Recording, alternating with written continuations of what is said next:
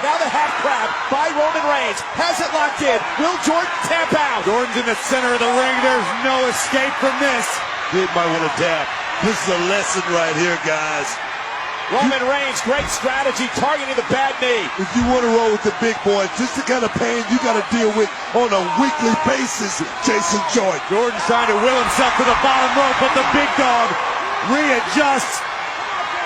We had questioned whether the knee was 100% coming into this matchup after being injured the past couple of weeks.